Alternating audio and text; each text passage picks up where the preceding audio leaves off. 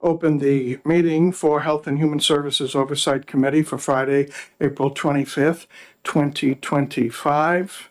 And welcome, and will the clerk please call the roll? I don't call the roll because I don't have a roll, so I will just note that Representatives LaMontagne, who is normally an alternate, Representatives Pearson and McDonald and Woods and I are all here. And I don't know what you want to do about the alternate, whether you want to use a Democratic alternate or not. I understand that we also have a soon-to-be new member Aspirant. who has not yet been confirmed, so. What's the somebody magic wanted to number? Call the speaker's office about that, be able to do something, but maybe not. As you know, I really don't like voting. I like consensus, and the only thing we have a vote on is the minutes. Yeah, so we can hold those till next time. So at least her nameplate is up at the big people's table, so there's a start. And she could sit there. With the leave of the chair, of course. Come up higher, friend. You've already punched in for mileage, and now you're at the far end of the children's table. And I can't see that far, so I'm hoping that somebody will actually tell me what your name is. Dry, Margaret Dry. Drye, correct? As in the sense of humor. No R at the end of it. Thank you very much. Got it, thank you. And I've put you in parentheses.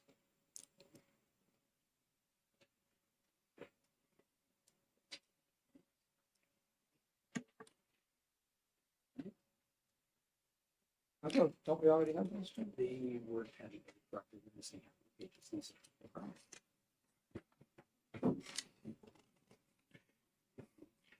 It only has pages 1, 3, and 5, which I find odd. Oh, very good. We've been going to any fun Oh, it's fine conferences. enough. We've been going to fun conferences. Like, Okay, so we are okay on the minutes, Mr. Chairman. I'm told that 5 is enough. You're told what? I'm told that 5 is enough. Okay, let's take a look at the minutes from the last meeting. If you're okay with us substituting a Democratic spare person, that gets us to 5. It really doesn't matter here, as far as I'm concerned, and I would extend the same courtesy if the numbers were the other way. of course you would. So please read over the last minutes. The new version, which has its pages 2, 4, 6 as well.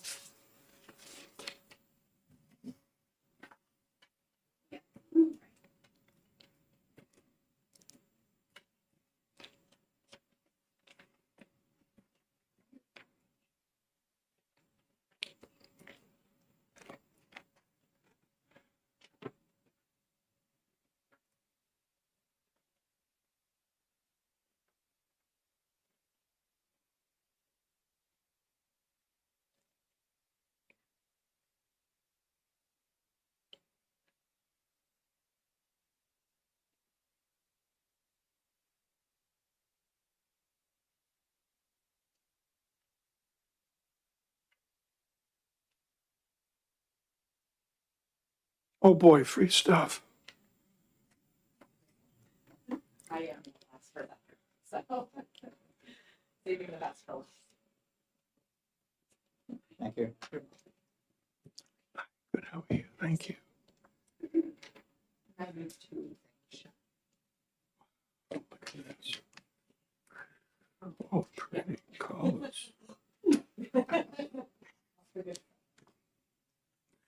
All right, any motion on the minutes? So move. All right, so moved, and did I hear second? Second? Any further discussion? Everybody ready to vote? All in favor? Aye. Opposed? The minutes pass. Now, the DHHS Commissioners Update. Serving that role today, sir. Wow, you know, I have missed you the last several months, so we get a double dose. This is wonderful.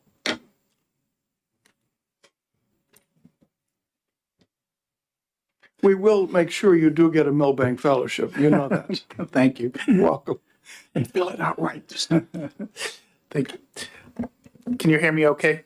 Yes. Okay. Yep. So Ann Landry, Associate Commissioner, was going to be doing this, but had a family situation she needed to deal with and regrets not being able to be here. Asked me to cover this topic for the commissioner and her.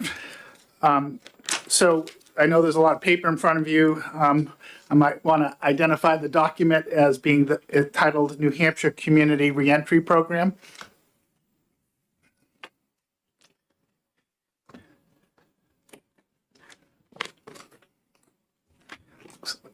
I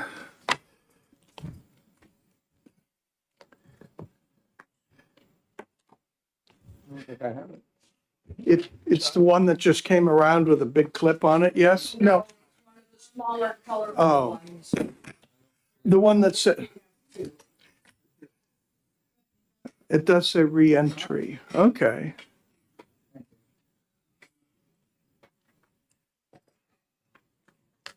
Aha. so if you could turn to the second page, we'll kind of go over what plan to cover here. Talk about an overview of the program, what the core features are, what the implementation plan has been to date, and some of the early successes and impact. So in terms of, if we could turn one page to the overview, I'm not going to read these slides to you. I'm going to give you some color commentary around them.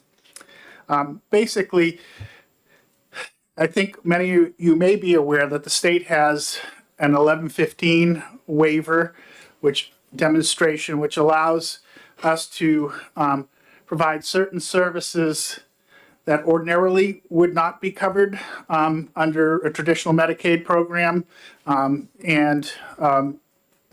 The CMS first gave us our first component of the 1115 waiver was the substance use disorder waiver, which allowed for coverage more than 15 days of stay, which allows the state to continue to make reinvestment into developing community-based services. Then we were able to add the severely mentally ill SMI component to it. The third component that we added to it was the denture benefit that was part of the adult dental plan. And the fourth component is this community reentry piece. And then we're also waiting to be able to add presumptive eligibility for CFI, and we're hoping to get that later this year. So it's part of this global waiver that we have. And this component deals specifically with people who are adjudicated individuals, meaning that they're sentenced individuals in the state prison and the county facilities. And the intent of the program is the adult component, and then there's a youth component. Tell me what CFI is, because Choices for Independence, it's the allowing people to stay at home versus having to be institutionalized. It's people who meet otherwise would, Choices for Independence. I'm sorry for using an acronym there. So community reentry for adults is what is under the 1115 waiver. And what this serves individuals who are incarcerated and who are sentenced. So the thing that they get that is not traditionally covered, typically there's a prohibition about covering under Medicaid services that are behind the walls of a correctional facility.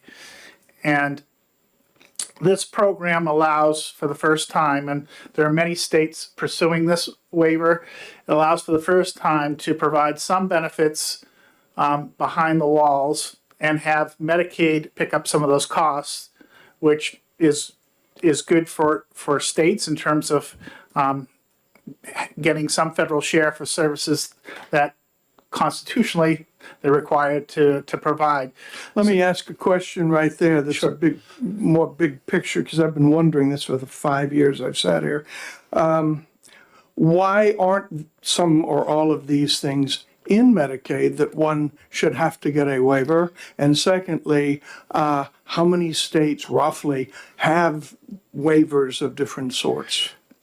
In terms of the second question, most every state has some form of 1115 waiver for certain things. Community reentry is a new item that CMS, Centers for Medicaid and Medicare Services, is allowing for, and it's a waiver that I think many states pursued. A little background here might be helpful, as we were first approached on this topic before Center for Medicaid and Medicare Services had an interest in providing this, allowing this opportunity, by Commissioner Hanks, who's the head of the Department of Corrections. And the philosophy behind this is that the state invests a lot of money in treatment and services, and when they leave the correction setting, the concern is recidivism. The Council of State Governments done a lot of tracking that substance use disorder, mental health conditions, often, if they go untreated in the community, can lead to reincarceration. And that there's all sorts of costs that you can map out from when those types of situations happen. So the idea here was, we actually started on writing a waiver when we got some indications that CMS might be considering this opportunity. We focused on substance use disorder, mental health, and getting them connected to if they qualify for Medicaid after they leave, to make sure that that happens. So what this benefit for community reentry involves is for a 45-day period that they get certain services. And I'll go through that in a moment on some of the slides. Thank you. So we got that waiver July 16th of 2024. Congress separately passed a law, part of the Consolidated Appropriation Act of 2023, for what they call youth reentry, and basically, like, children who are incarcerated, say at SYSC, or some under Medicaid. Our definition of child is different than in other settings. We go up to 21 as being a child, and also foster care can go up to 26 in that program. And all states are required to implement this. This was not an optional piece, the youth reentry component. We could advance one slide. In terms of the core features, if you look on the left-hand side, there's what we call elements. Reading across on the column that's adult, basically individuals, inmates that with behavioral health needs, aged up to 21, starting 21 plus, are eligible for 45 days, which is the time frame, prior to release, to start getting connected to services. So what we're working with is the managed care organizations, and in collaboration with the care coordinators at the Department of Corrections in this instance, to get them connected to the types of services that they're going to need when they leave, like connected to a community mental health center, connected to a substance use, to get a primary care provider, to get, if they're eligible for Medicaid, to make sure that they have all that before they leave, as well as CMS will cover, the federal government will cover up to a 30-day supply of medications. And that's really important because and it's not just SUD or mental health, it could be blood pressure. A lot of, I've worked in the hospital for several decades, and we could see people who come out of a correction setting who bounced into the ER because they had no other choice. What we're really trying to do here is prepare people to successfully come into the community and not have recidivism because of medical concerns. This 30 days sounds to me about as unrealistic as when we had women who gave birth get looked after for 30 days. Right. Is this an aspirational first step on a longer path? I think that the longer path for us, I can see, this is a 5-year demonstration, which would have to be renewed, and we'd have to show that it was cost effective. This is what they call budget neutrality. So our rollout plan was to start at the state facilities because the percentage of people who are adjudicated is very high. When you get to the county level, you're talking typically only a quarter of the population is adjudicated and eligible to have these benefits. So that's why we're starting at the state level to try to learn, work out some of the rough edges of an implementation of something that's brand new. Integrating a medical setting with an incarcerated setting is, there's a lot of nuances to doing so successfully. The Department of Corrections actually involves, I believe, 6 facilities in the state, from the women's prison all the way up to Berlin. So we've implemented this in all of the state corrections. We'll talk a little bit later in the next column about we're at SYSC for children. There is another nuance here, is that someone who may be in the Department of Corrections who is under 21 but is treated as an adult under the law could be entitled to both the community reentry benefit and the youth reentry benefit. But let's put that to the side because that complicates the matter, but just as a matter of point here. Then on the youth side, it's a little bit different benefit plan than on the adult side. There's more intensive case management, and in terms of the population, we're talking about youth that are up to 21 typically, but also those that have been in foster care. It goes up to the time that they turn 26. These services are provided 30 days prior to release, but there's post-release, there's a 30-day care coordination, care management piece, total case management piece that's provided to the children, which isn't for the adults. The adults typically will end up, if you don't have any income, you're typically going to end up on Medicaid coming out. The children may, that could happen as well. But Congress designed a certain specific set of things here. What they're also, if you look at the third box down in terms of the services, they're really focusing on the early and periodic screening, diagnosis, and testing. So they want to make sure that there's a good assessment of what their healthcare needs are going as they leave the correction setting, and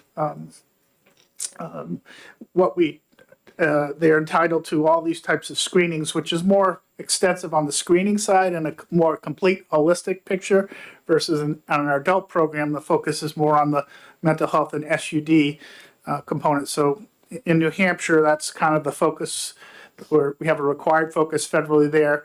We had some choice on the reentry benefit here in New Hampshire for the adults. We chose 45 days and to focus on the key areas that we saw, in part because the investment, we could see a better return because the state, when you do an 1115 waiver, does take some financial risk up. So we want to take a prudent level of financial risk until we got experience, and to make sure that there's that ROI, return on investment, of what we're doing here, which we believe on this piece is definitely a return on investment. So I think that covers this core features piece.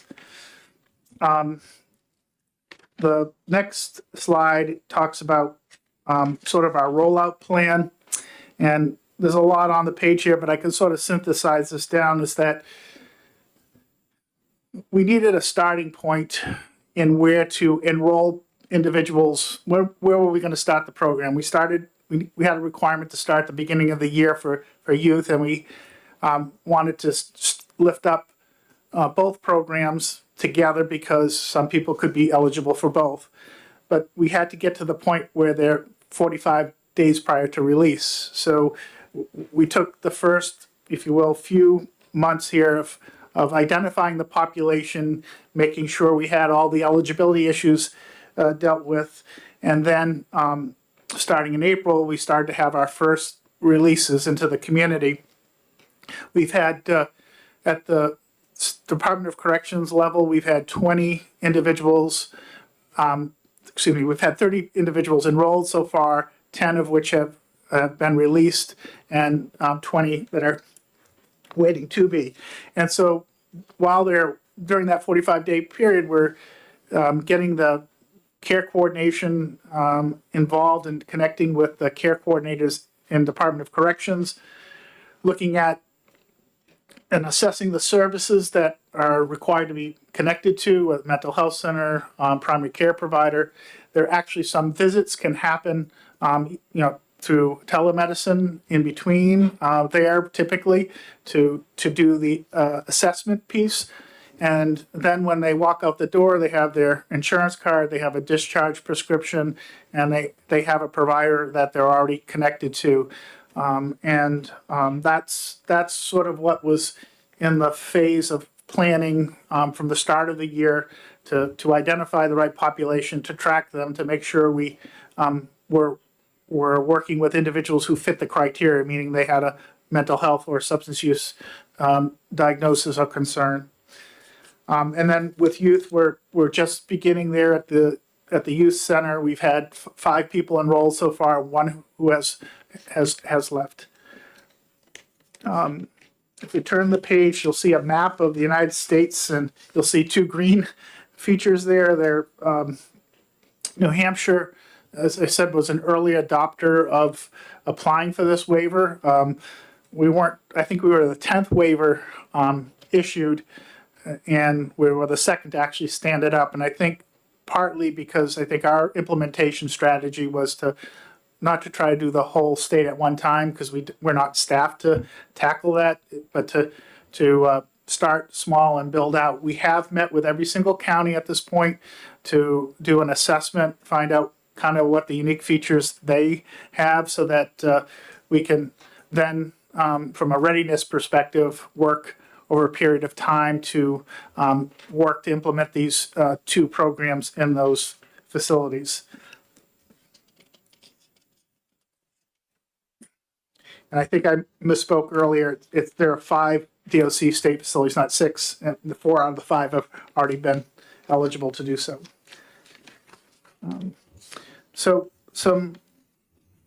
Turning to the last slide of some promising early indicators of the reentry program.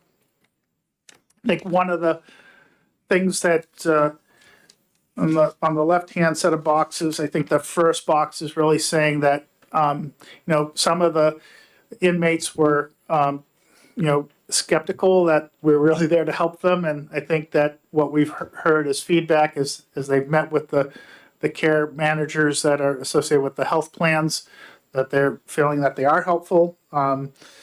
They're more confident about their success leaving, and there's I think a higher chance that they're going to be successful, which has all sorts of downstream benefits from the cost of reincarceration, from the court system, from the health of the community, that they're able to be a productive citizen, to potentially family issues, and probably more.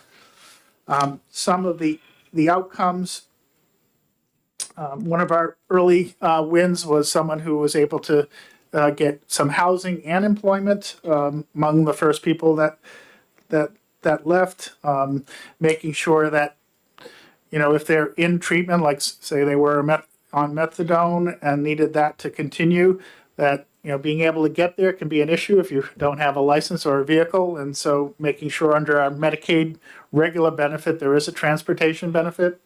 And then we also, under our managed care program, we've identified formerly incarcerated individuals as a priority population to have care management on.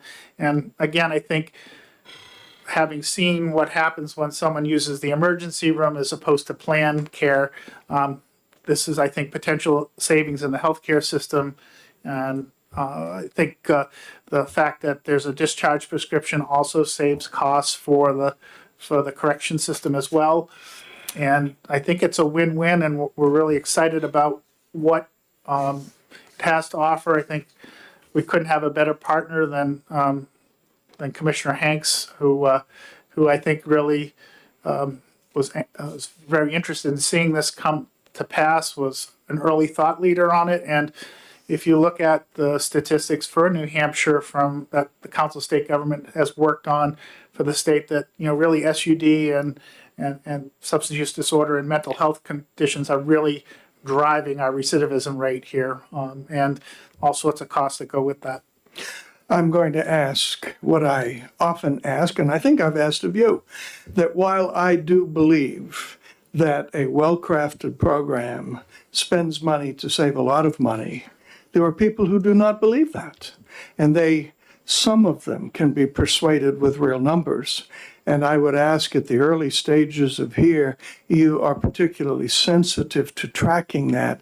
So those who are winnable to persuasion, when issues like this come up for funding or refunding, we've got the numbers in hand. And that's a very good point, and I agree with it. I think I'd also add that in an 1115 waiver, we actually have to have an independent evaluator and an evaluation plan. So when we come back again to talk about this, we can share what that evaluation plan looks like, and start to give you more metrics to consider. And some of us could do the one-on-one private lobbying for people who are not of the opinion that helping people is a good thing, not only morally, but financially. Yeah. Any questions? And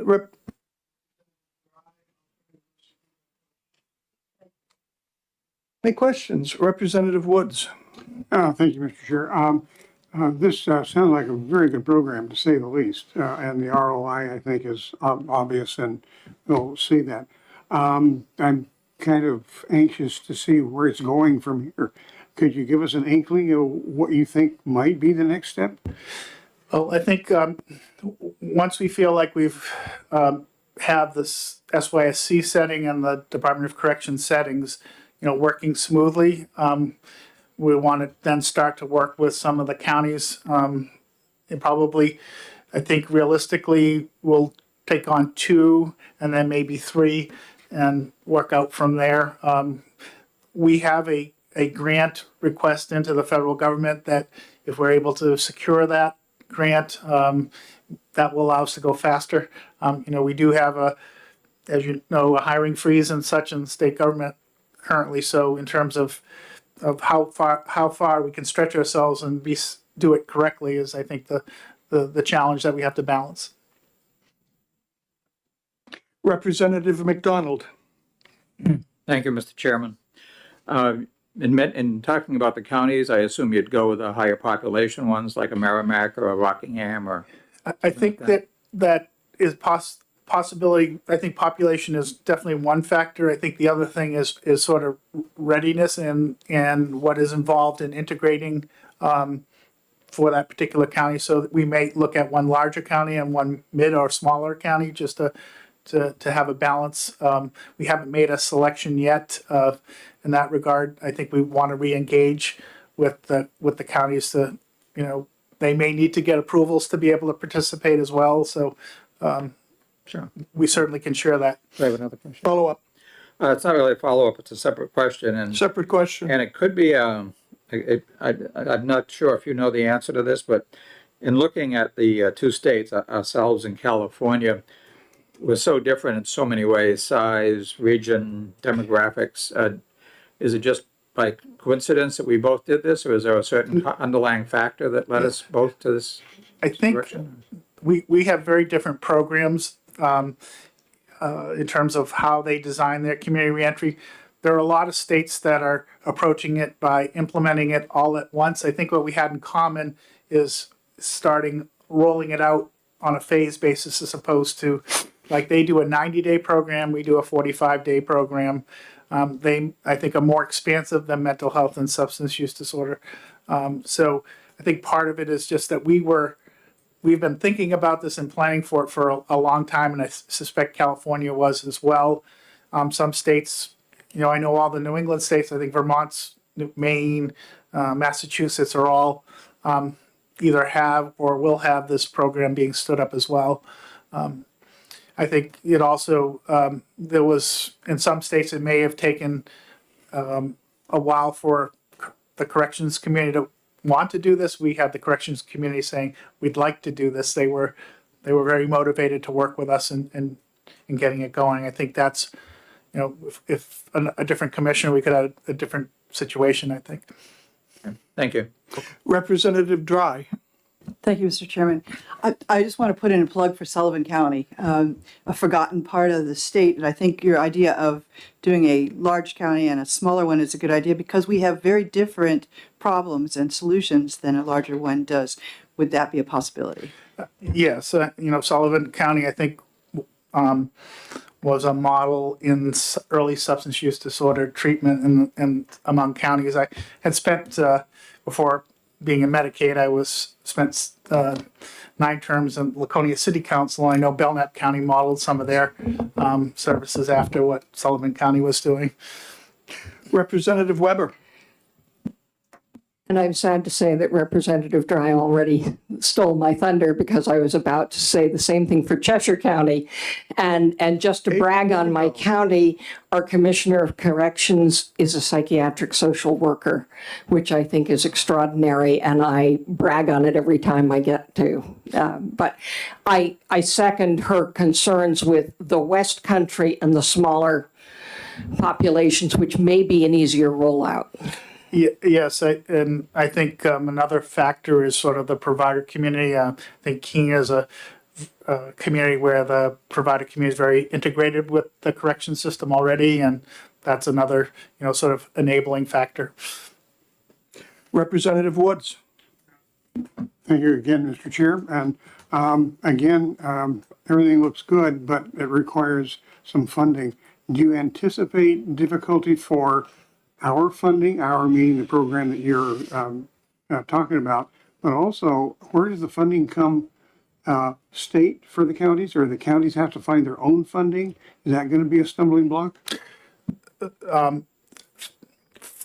Funding for the waiver is sort of a self-generating component. When you look at the types of services that we're covering, they're fairly, an evaluation of and an assessment are lower cost items. What we look at is when we don't provide those types of things and don't get them connected to primary care, we have emergency room visits and inpatient visits. And so actuarially, we feel that it's neutral or better for us in terms of the costs of the program, that by doing things on a plan basis, we'll avoid those most expensive situations. The difficulty, as we saw with the dental, is it makes perfect sense. But you got to put some money up first, and then eventually we start to see a very good return. Trouble is, what do you do if you don't have the money up first? Yeah.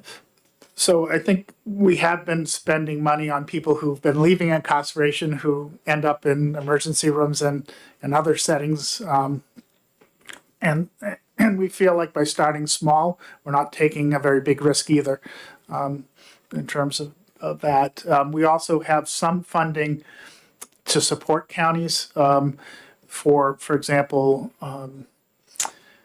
some equipment they might need to be able to do telemedicine, and that requires a match. But if they wanted to improve their telemedicine capabilities, we do have some infrastructure support. We also, if we get the grant that we're hoping for, we'll have some money to support the implementation, and be able to move faster. And we've only seen round one of the budget. Yes. Any other questions? Thank you. Thank you. If you're going to make another presentation next, you don't have to get up and come back. No. Melissa Hart. You can bring up others too.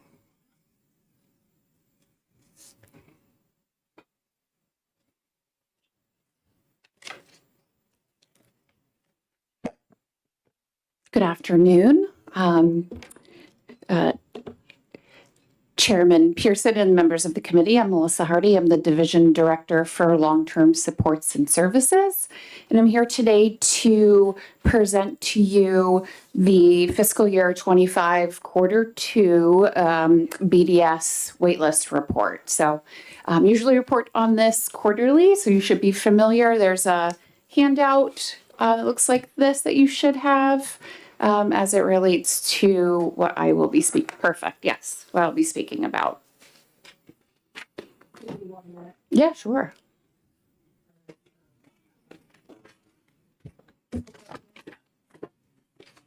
And this looks like a companion, does it? Representative Edwards had asked me to also do a presentation on some IT work that we've done to the committee, so that I don't know, that would be separate from the BDS waitlist. And I believe I have Which one? The, this, if I can have 2 copies. this one? Okay. Oh, wait a minute, I found at least one of them. No, this is like the, so if I could have 2 copies, that would be really good. Right, keeping track of people. Oh, you know that.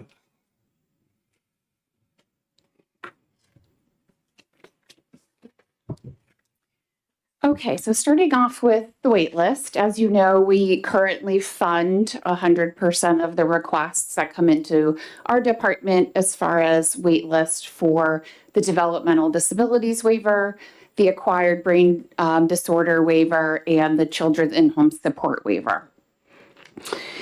We utilize this report and it's generated by our area agencies that input the data from the families and individuals that they work with, predicting what and who are coming into the system and what services they may need in the next 5 years. So they work with families to identify service needs. They put them into a registry that is online for us, and that's how we predict how many individuals that we will be serving in the future and what their costs may be based on their need.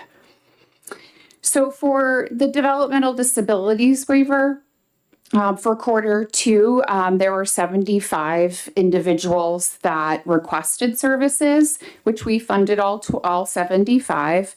And you'll see in that first graph there that A's are individuals who are exiting school. We call them A's. And then B's are individuals who are newly eligible to the developmental disability system. So that could be somebody who was never connected as a youth or somebody moving in from out of state. And that's part of our registry management for future utilization. So you can see in this quarter, 75 people were allocated for funds.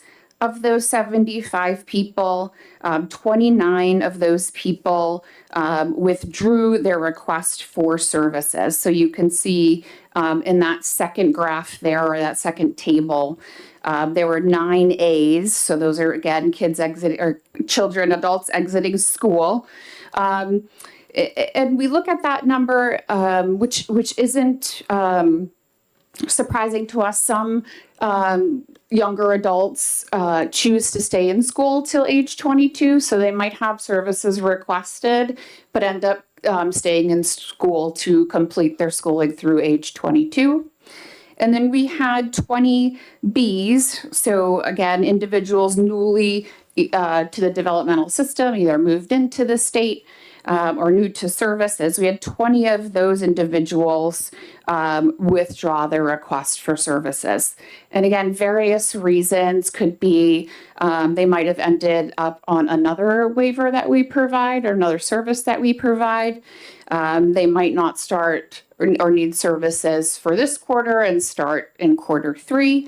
They could have medical reasons why they don't start, could be hospitalized, things like that.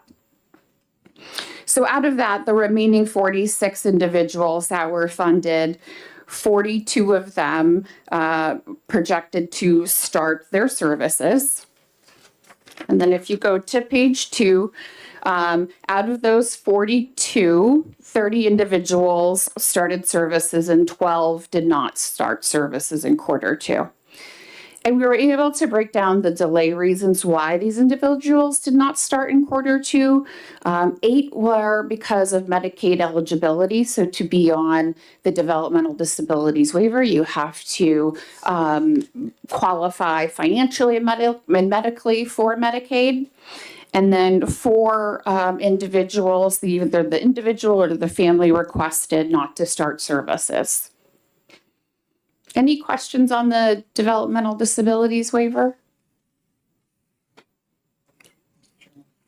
Question? Representative McDonald. Thank you, Mr. Chairman. So 75 people asked for services and 75% were approved. 75 were approved initially, They were funded, yes. were funded. Yep, So there is no wait list currently with that. not currently. When's the last time there was? If I may ask for a follow-up. I believe it was 2010. Oh, excellent. Okay, thank you. 2020, excuse me. Sounds right, yeah. Representative Weber. Thank you very much. Thank you for taking my question. Are there people who have not started because of the lack of workforce, even in the presence of available funding? Yes, I would say these were the primary reasons why the families or the area agencies documented why people didn't start, but we certainly know we still have a provider capacity issue, in all counties, in all locations of the state. But for these particular individuals, why they didn't start, it was Medicaid eligibility and a family request. Representative Lamontagne. Thank you, Mr. Chair. Of the Medicaid eligibility, it would seem that there would be pre-screening for whether they're financially eligible earlier on. Is it more a problem that there's some difficulty getting the paperwork done as opposed to being eligible? Yeah, so eligibility works in 2 ways with the developmental disability system. So you're eligible for services under 171A, RSA 171A, which is not connected to Medicaid, right? So area agencies find individuals eligible for service in the DD system through that process. And then in order for services to get paid, kind of the next step is to apply for Medicaid and become on one of these waivers if you're eligible for Medicaid. So I can't tell you if the eligibility is on the family or individual side, not getting the paperwork done, or if it's on a processing side. But from what I know from what is reported up from the area agencies, it's just that they were not open for Medicaid in order for waiver services to start.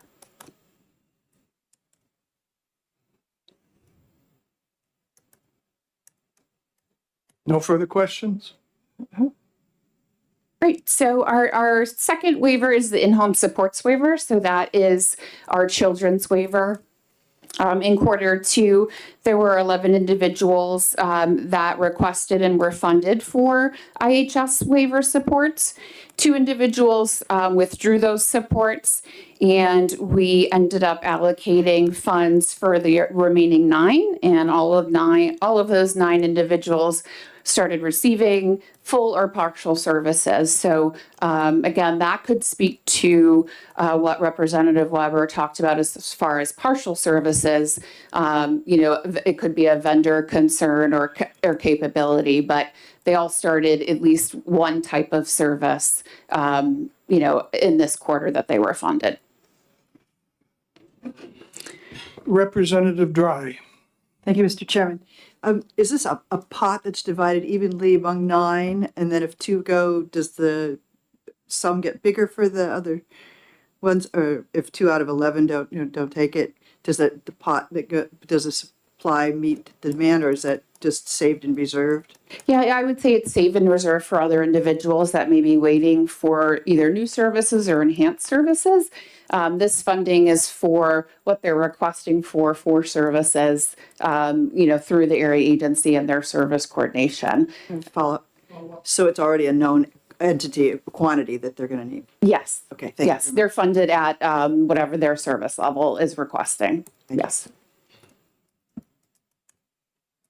All right. And then lastly, we have our acquired brain disorder waiver or ABD waiver. There were 4 requests in this quarter for the ABD waiver, and 3 individuals withdrew that request. So only 1 individual started services. The reason, or excuse me, did not start services, and that was because they did not have Medicaid yet set up.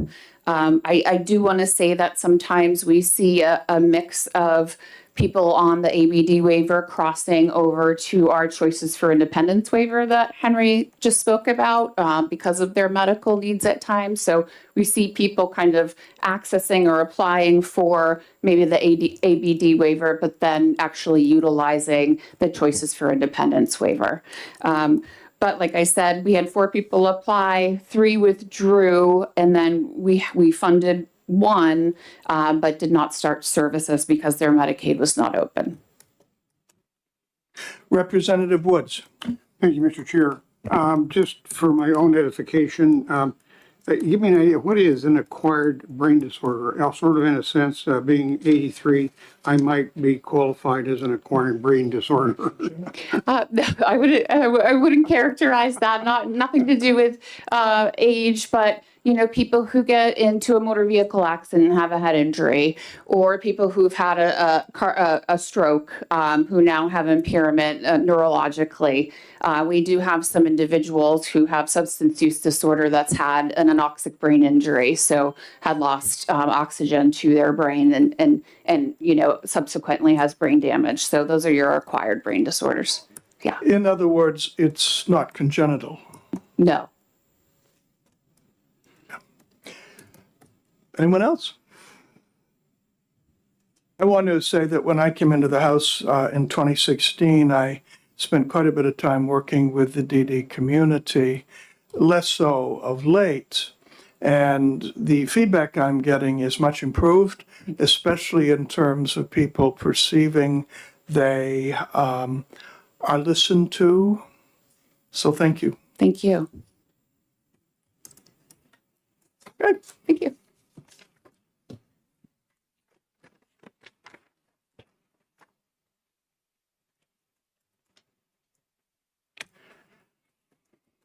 Is this the time to say, Henry, it's been too long?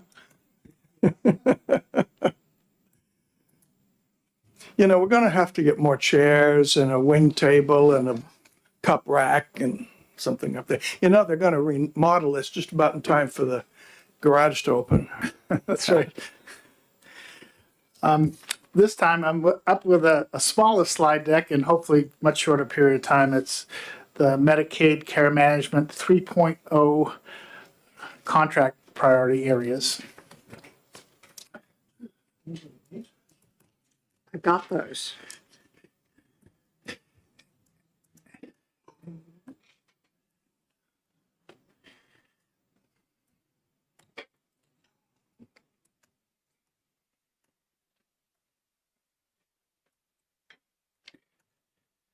Everybody have found one?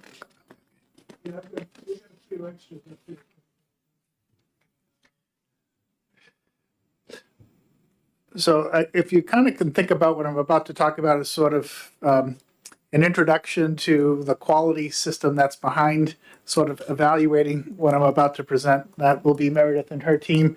Aaron and Susan will be coming up after, I think, to sort of complement what I'm about to share. So I think some of you may remember through when the reauthorization of Medicaid expansion, Granted Advantage healthcare program, we talked about how the extension of the Granted Advantage program could affect our reprocurement. And, we appreciate that the House in particular approved an extension that was long enough so that we could do an effective procurement. And so this is the end result of kind of what we focused on in that procurement that's different than what had historically existed. And we call 2.0, 3.0. This is 3.0. This started September 1st. It takes almost nine months to complete a procurement between going through a request for proposal and evaluating responses and putting it into place. So on the after the title slide are the key features that I want to touch upon today that were in the program. One of the things that Dr. Ballard, who worked with us on this, our medical director for the Medicaid program and provides medical direction for the department, in terms of looking at the literature where the payoff is in medicine in terms of managing costs. A lot of it is in primary care and prevention. And what we did in the procurement is moved more dollars into the provider community from the insurance community to pay for services that we either were acquiring through the managed care organizations or we're not providing at all. And so what the core of this program is to create an authentic patient relationship as opposed to your name on a list with no real connection, which often happens in insurance, not just Medicaid and other programs. So looking to reimburse providers for doing preventative care, care coordination, and also looking at medications. 31% of the medical spend in the Medicaid program today is on pharmaceuticals. And one of the issues that is a cost in medicine is when you're on so many medicines that it causes harm, iatrogenic disease, right? And so we have a program that we've had for a number of years administered through the MCOs. We still are working with the MCOs, but we're trying to get the assessments occurring as close to the patient as possible. That's in the doctor's office or the other providers, where they'll be getting reports, not just of what's happening in that office. The primary care provider will get the whole picture of all the medicines that they're on within the insurance program. And if they're on more than X number of medicines, I think it's more than 4 for a child and more than 8 for an adult, that will do a comprehensive review of the medications. We've seen some people on as many as 30 medications, and identifying those cases and making sure they're not contra indications to the medicines is an important thing. And so trying to do, I think there's a literature that supports this as an area of savings, that people get hospitalized sometimes. If you've cared for an elderly parent, you can see sometimes it can be a problem. Another part of that was also with gene therapies and biologics coming on board. We have medicines now on our formulary, our gene therapies. I was looking at this morning with our team and our actuary. The most expensive one is now over $4 million. We've had, for Duchenne's dystrophy, we've had some instances where the gene therapy, which completely changes the outcome for a young child's life in terms of muscular dystrophy, costs $2.4 million for an administration of that. So in order to afford the therapies that are good for our state and population, we need to do the best job we can, I think, in terms of managing medication costs where we can manage them, which is also, I was talking to Representative McDonald about Senate Bill 119, that's before the committee, in terms of what can we do. Sometimes, it's cheaper to use a preferred brand because of discounts or rebates than it is for a generic. And so we're trying to find all different places. The cheapest medicine is one that's not needed or that we can purchase at a lower cost.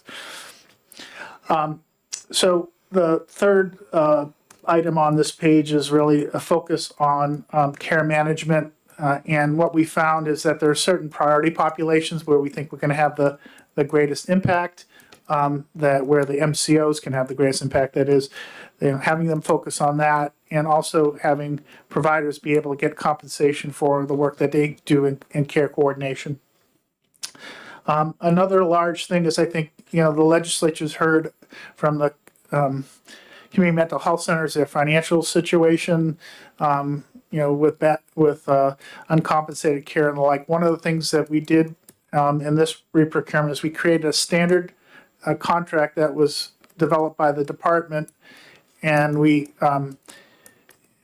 rather than having the managed care companies set the rates with the community mental health centers, there's a provision under Medicaid where we can direct them to pay a specific amount.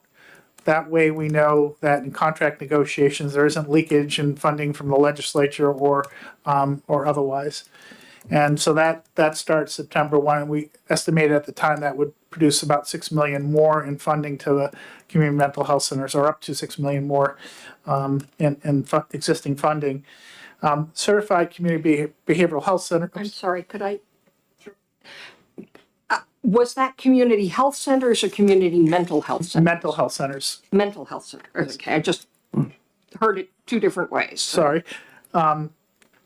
Certified community behavioral health centers are what we have seen in this state so far is that Manchester and Nashua have gone through a process to better integrate substance use disorder with mental health care. Sometimes individuals who have severe conditions have both, and that there's certain enhanced federal match that we're able to acquire and also to support these centers in being able to provide a more comprehensive array of services on an integrated basis.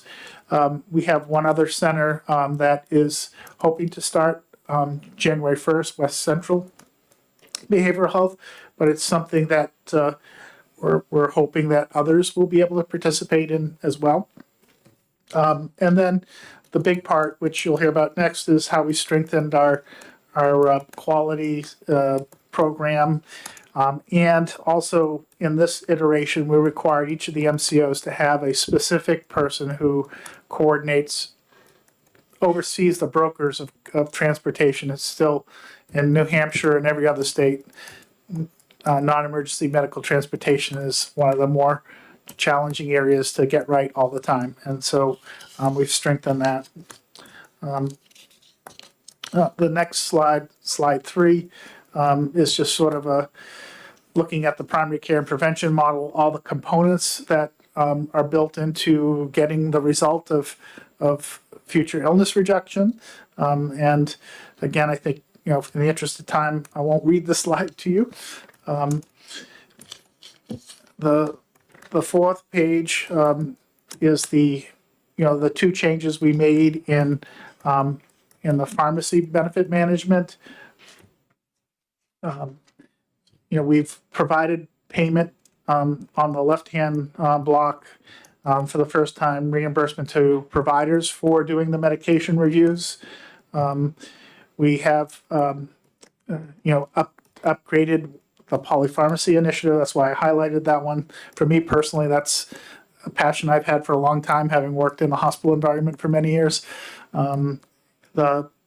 Also asking that there be incentives for members, meaning enrollees in the program, to cooperate with a medication review by the MCOs.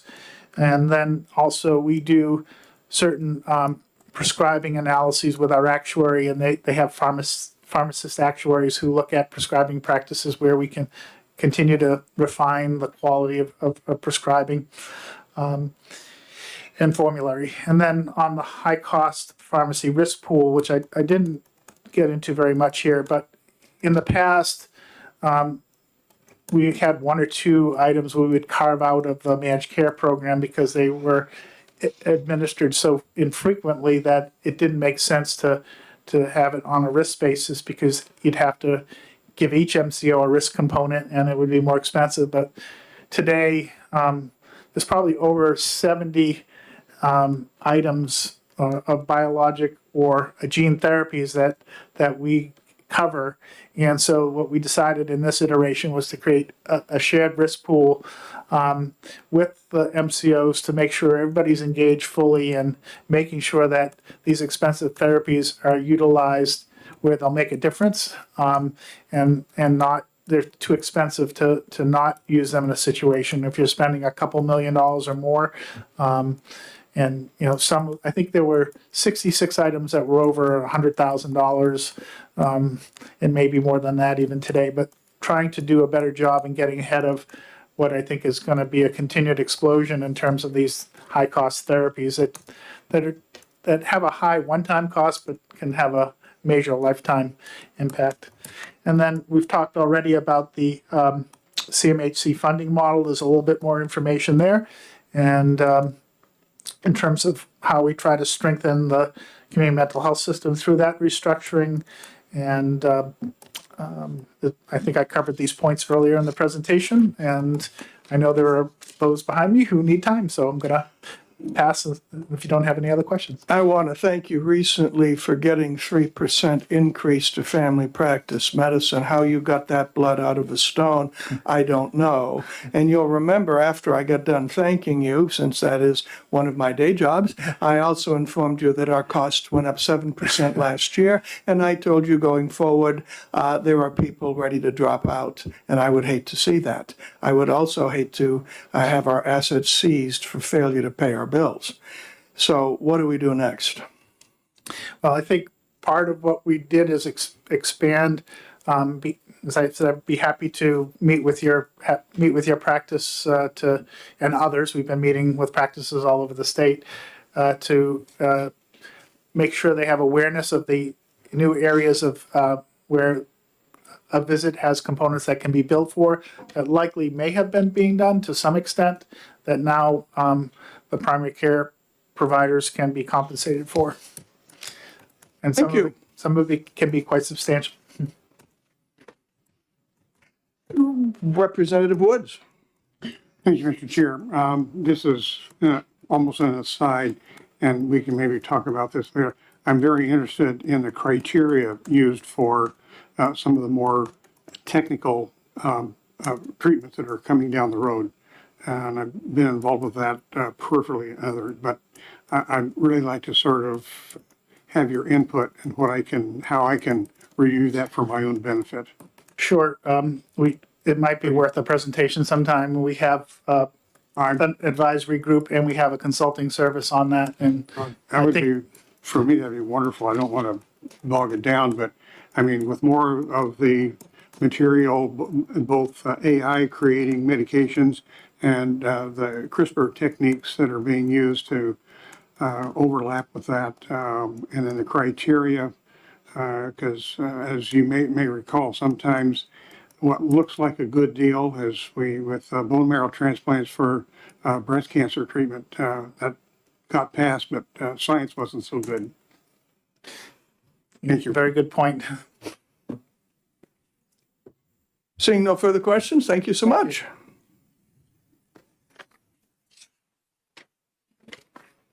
And moving into the on-deck circle.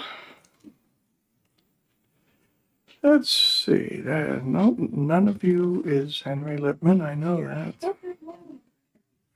Oh, wow. Thank you.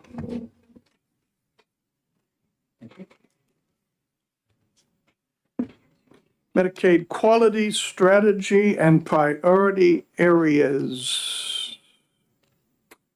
Yes, good afternoon, Chairman Pearson. Can folks hear me? No, Can you hear me now? better. All right. Sure. Good afternoon. I am Susan Drown. I'm the Director of the Bureau of Program Quality. And with me is Erin Metcalf. She is the Administrator of our Medicaid Quality Program. And she is the implementer of many of the activities you're going to hear about here today. And also with me is Meredith Toulouse. Erin Metcalf.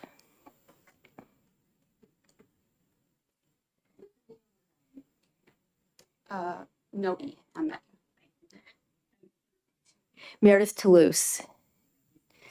And Meredith is our division director, the director of the Division of Program Quality and Integrity. I don't see any.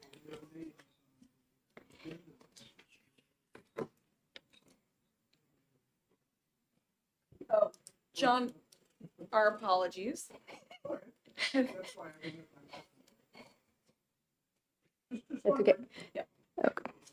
Apologies for that. All right. So we were asked to provide you an overview of how we leverage certain quality-oriented activities to drive the quality improvement in the Division of Medicaid Services Medicaid Care Management Program.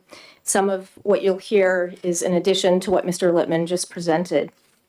So if you go to the second slide, you'll see here there's a picture and a link to our New Hampshire Medicaid Care Management Quality Strategy.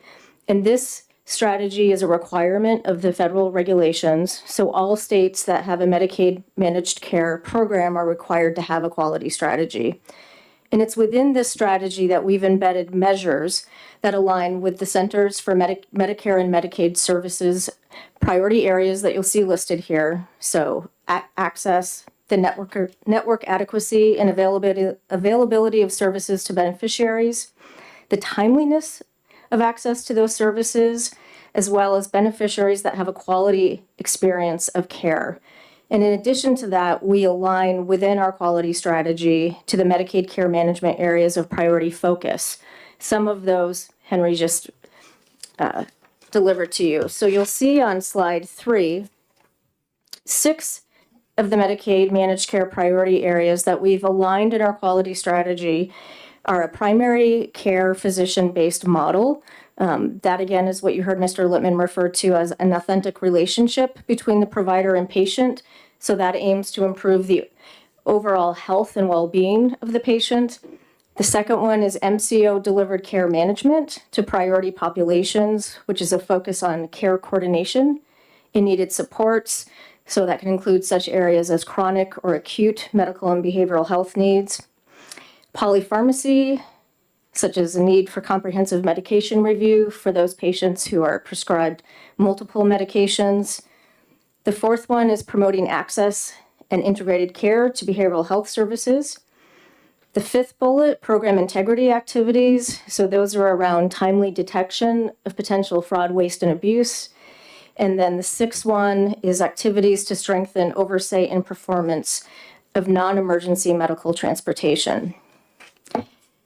So what are the quality initiatives and activities that we use within managed care organizations to achieve these outcomes around timely access and quality of care, as well as to those 6 priority areas? You'll see here on slide 4 that it's divided out by provider levels, provider levers, and then there's managed care organization levers. And what we will show on the next few slides for you today are those 4 activities that are oriented to the managed care organizations, and you'll see the 4 arrows here. So quality withhold and incentive programs, those are mandatory withholding of funds that are to be earned back by the MCOs based on achieving performance metrics.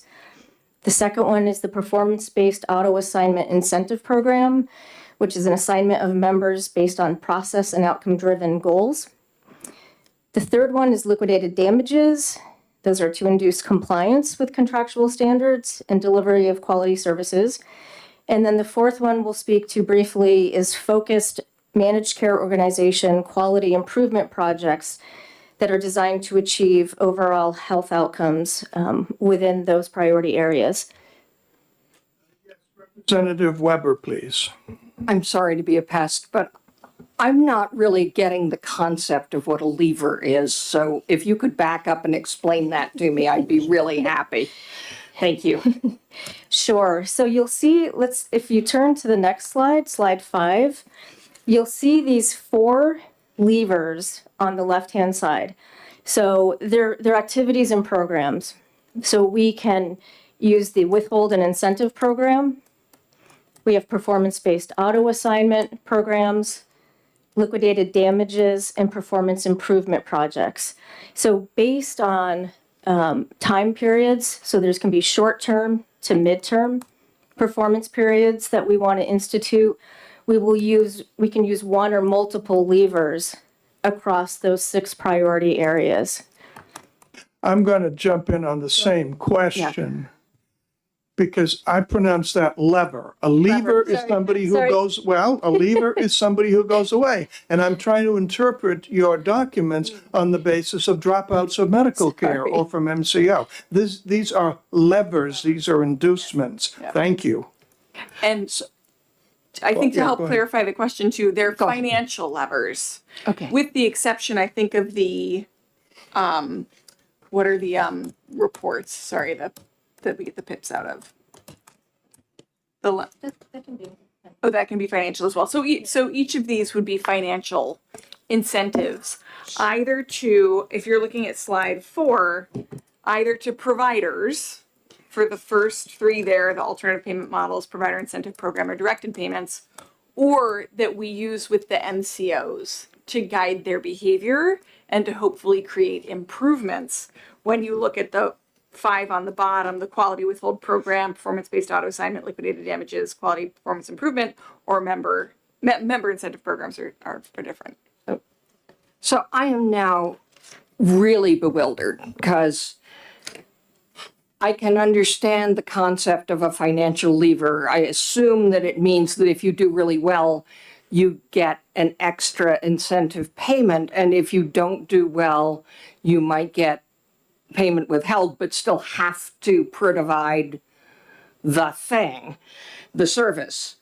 But the words performance-based auto assignment don't mean anything to me. So I'm hoping you'll go through that. Yes, we're going to go through each of those in turn. Yeah, the ones with the arrows on them, we're going to go through each of those in turn and how we actually use them to incentivize the managed care organizations. Okay. And just to give you something really tangible to hold on to, when we talk about measuring quality, they really do come down to like a metric or a measure. So something like, how quickly are pregnant women getting prenatal care? Are they getting it in the first trimester, in the second trimester, or in the third trimester? And we want to make sure that they're getting it as early as possible in their pregnancy. So that is a literal measure that we're taking and inserting it as part of our, the Medicaid priorities that Mr. Lipton talked to you about, which are, one of them being primary care. So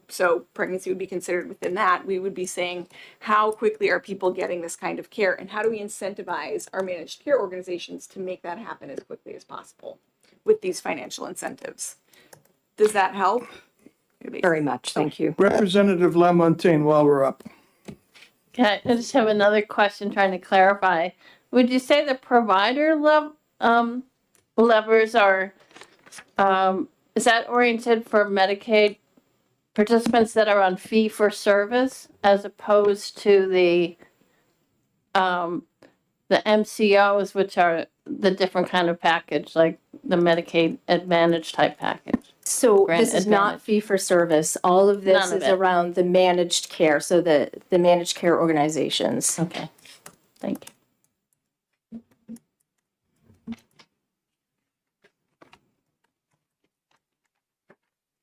Any other questions? Okay.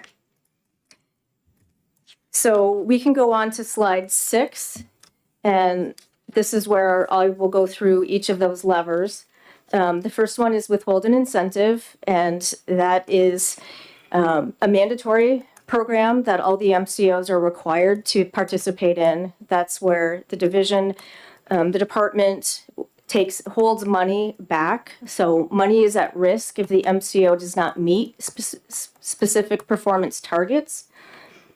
And what that is right currently it's a 2% portion of the MCO's total per member per month capitation rate. That's withheld, and then the MCOs can earn that money back if they meet those specific performance targets. Unearned money, so money that the MCOs don't earn back, goes into an incentive pool. And so for those other managed care organizations who are meeting the performance requirements, they can qualify for more incentive payments based on their exceptional performance. And then we can also use that money in the incentive pool for additional incentive activities outside the withhold and incentive program.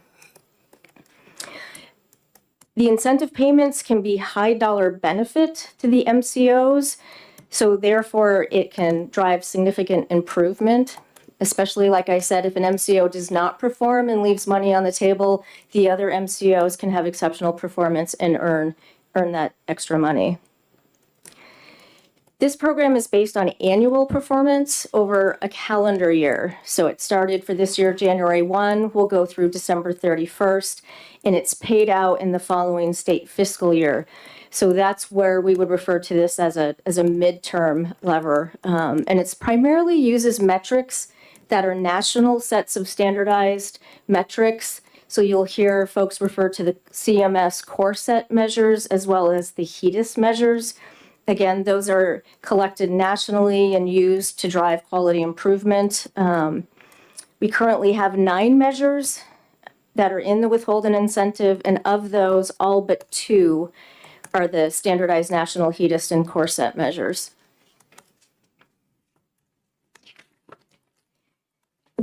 On slide 7 is the performance-based auto assignment, and this is where we can assign new members who have not chosen an MCO to programs who reach specific either process or outcome goals.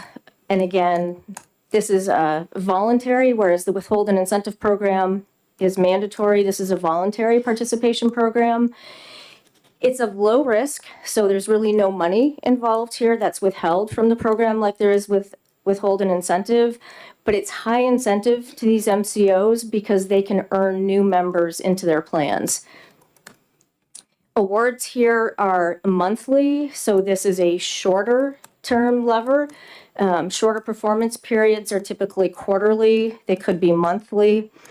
And this is where we, as the department, have more flexibility around the measures.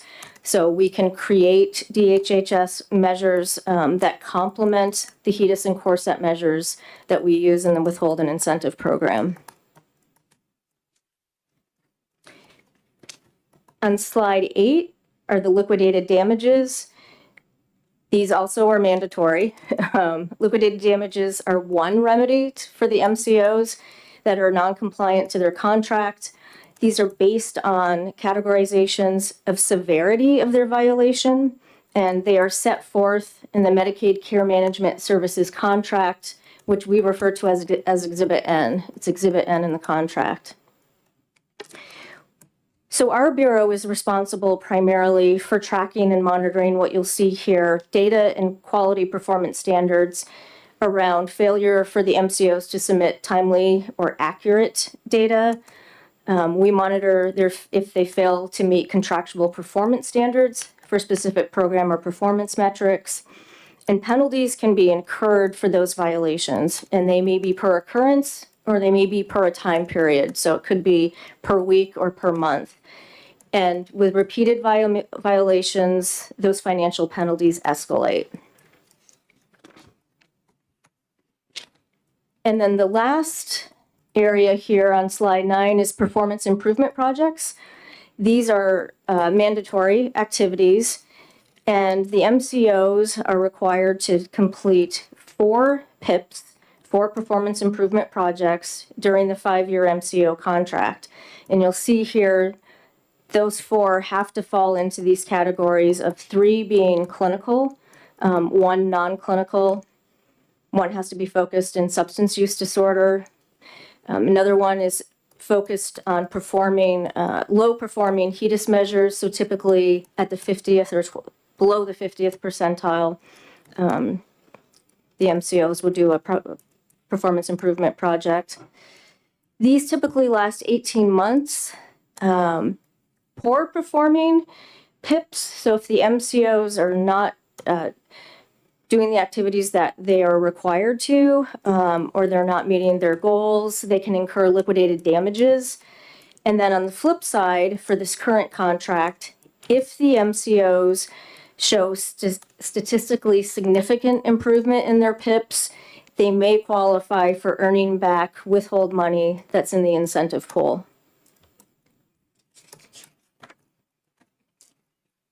So any questions on those 4? Representative Dry. Thank you, Mr. Chairman.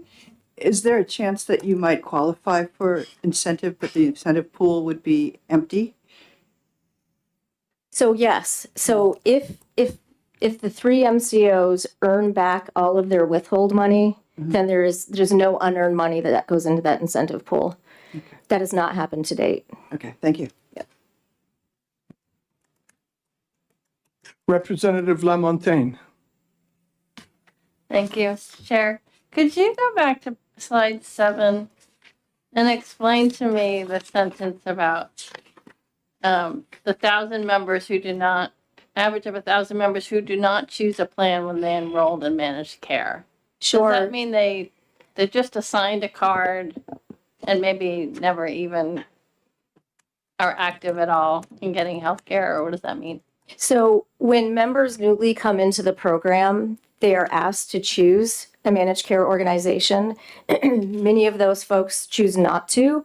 And so what will happen is the department will auto assign them to a managed care organization. What this program does is it takes that pool of members, which we have found to be on average about 1,000 per month, and incentivize the MCOs that they can earn those members. So instead of us not randomly, but we assign them across the MCOs, we will award them to an MCO who actually meets a performance standard. So, Okay. Representative Weber. so what I'm getting at, what I'm getting from that is that, sorry, you're actively directing patients towards the care that has been proved to be the most effective, at least in terms of your assessment factors. Is that right? Not exactly. Do you want to take it? So there are a series of activities that the MCOs can show exceptional performance in every month. So just because an MCO shows they may show exceptional performance that month, earn members, but that doesn't mean that they're exceptional across the board in all of the areas. Yeah. So for the performance-based auto assignment, we use this one as kind of a rapid fire assessment. As it says on the slide, we analyze this every month, so we can use it for where we want to see short-term improvements in the MCO's performance. We'll pick a measure and say, we want to see you improve this in the next 3 months. And any of you that can make an improvement in this single area in 3 months, we will award you with the 1,000 members who otherwise haven't selected a plan. I was, if I may have a follow-up, I was just wondering, I mean, it seems to me that this ought to work to both reward the people who are making the improvements that you're asking for, but it also sounds to me like it ought to ensure that the newest patients, the ones who haven't chosen, the ones who haven't decided which plan is best for them, go to the ones that are the highest performers, which would be a good thing as far as I'm concerned. It is the measures we're using are individual measures at the population health level. So at the whole Medicaid system level. Yep. But it's not necessarily based on the entire, as Susan was saying, it's not necessarily based on the entire totality. performance of the Right. plan. Yeah, it's based on something that we've chosen to highlight and emphasize that we need to see an area for improvement in. Representative Woods. Mr. Chair, is this a time for a comment versus a question? It is time for a comment. I congratulate you on sort of codifying ways to improve practices. Being a retired physician on the other end of the stick, shall we say, I retired 11 years ago, so I'm sort of out of the loop, so to speak. But speaking for physicians who are implementing this and looking at it from that end of the stick, what are they seeing? They're seeing the face of a computer. They've got to get all of this in during an office. Oh, we've got to get every 10 or 15 minutes to meet the criteria. We've got to get all this data in. And they sit there in front of the computer doing this. They don't look at the patient. One of the troubles I have is that we're dehumanizing it and corporatization of medicine is occurring. And I would like to have you look as you go through this, how can you avoid that? And how can you implement the humanization rather than the dehumanization Because to meet all of these criteria requires huge amounts of data. And that only occurs by the patient watching the doc put those numbers in. Sorry for my rant. If I can just respond briefly, I appreciate that point very much. And I think that's why Medicaid has chosen creating an authentic provider-patient relationship as their top priority for our MCM 3.0 contract. I mean, that is the one, we have 6 priorities, but that is the one we've spent a lot of time talking about. And Dr. Bellard is on a mission with that one. It is taken very, very seriously. I do absolutely appreciate what you're saying in terms of this takes data to do. A lot of the data does come just out of claims. So a lot of the data is automated. If they put in a bill, then we know the answer. But I definitely appreciate that there are other aspects that require physicians to do work up front in order for us to get the data. Absolutely the case. Yep. Further comment? Further comments? The trend, however, is in the opposite direction. Currently, about 78% of all physicians are owned by some form of a corporation. And the data that we see of the MCOs are corporations. And again, using the term corporatization of medicine.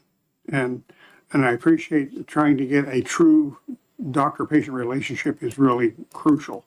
And if you can somehow enhance that aspect, and that requires a lot of things, everything from the office answering the telephone and not some, please wait, we'll be with you 30 minutes later, kind of thing, to get away from the corporatization of medicine. Thank you. Let me jump in on that as one who works in administration. The PCPs who work for me are tired. Their friends are tired. They went into medicine to help sick people get better. They're spending more and more time on, yes, sometimes paperwork helps people get better indirectly, and sometimes it just slows them down and dehumanizes, and they're getting ready to quit. And all the reports, be what they may, they have not gotten down to the level of PCPs who are ready to give up. The number of PCPs is going down. People are not going into it, and yet the population increases. Pretty soon, all of these Medicaid things will mean nothing, because there'll be no doctors to do it. And that increases and is continuing to increase. No matter what anybody says, that is the data. They are decreasing. And so whatever anybody wants to do in that person's part, do it, or there'll be nothing left. Wouldn't you say, Dr. Woods? Currently, 1 out of 5 of all practitioners in the U.S. are anticipating leaving medicine within the next 5 years. And they're not old people, all of them. No, I said all. That includes, and there is an example, one example I know personally, because of partially this part of a process. A person who's only been in practice 9 years is within the year is going to leave. Did you say 20%? Okay, anyone else? Any other comments, questions? Okay, thank you for your report. Well, that was grim. I don't mean to demean your efforts by any means. Thank you. No, I don't want to put you down, I just want to scare you. Is that everyone, Counselor? We have one more item, and because next month has a 3-day holiday in it called Memorial Day. And since it is, in my recollection, our custom here not to meet on a Friday leading into a 3-day holiday, we have the choice of meeting either on May 16th or May 30th. Do we have any preferences or Oh, noes? Anybody? It can be assigned randomly. Computer generated. May 16th? Sounds better, 16th? There are 16th? a number of people on here too, we don't know what travel. Fair enough, but we do very well with the ones we have. So, okay, May 16th it is. And yet, before the gavel flies, we have before us, Hi there, Danielle Hernandez. yes, I'm the administrator of the Health Professions Data Center in Rural Health and Primary Care in the Division of Public Health Services. So I'm happy to be here today to present the 2024 report on the New Hampshire healthcare workforce and data collection. This report does reflect data collected in state fiscal year 2022. So just keep that in mind today when we're covering the workforce statistics. and that's this big. That's the very heavy packet before you. And I am going to highlight interesting parts of that very lengthy report. But I hope that you do take the time after this meeting to really read through it, and we'll reach out if you do have questions. So the State Office of Rural Health, or the SOAR, is statutorily authorized to collect healthcare workforce data through provider surveying during license renewal to assess the current and anticipated supply of primary care providers in New Hampshire. And this license requirement was implemented in 2020. The data is then analyzed and evaluated to provide policy decision makers like yourselves and the Commission on the Interdisciplinary Primary Care Workforce with critical information to plan and develop strategies to support and expand New Hampshire's primary care workforce capacity and resources. This data supports and strengthens several different state objectives. It supports federal shortage designation, which we know brings providers and funding to medically underserved areas of the state. It supports recruitment and retention initiatives like the State Loan Repayment Program and the New Hampshire Recruitment Center. It supports the development of new and expansion of existing education and training programs, like the 2 new family medicine residencies in rural New Hampshire, one being a teaching health center. And of course, it supports emergency preparedness. Now, the Health Professions Data Center is the only entity in the state that exists as a central repository for advanced practice healthcare workforce data and collects the granular data necessary for accurate medical, behavioral health, and oral health workforce estimates. As such, the data center provides workforce supply demand figures year-round for legislative and media requests and consistently informs the work of our stakeholders in higher education, like UNH and Dartmouth, provider associations like the Medical Society and Dental Society, health policy and practice organizations like the New Hampshire Healthcare Workforce Coalition, and of course, state agencies and internal programs.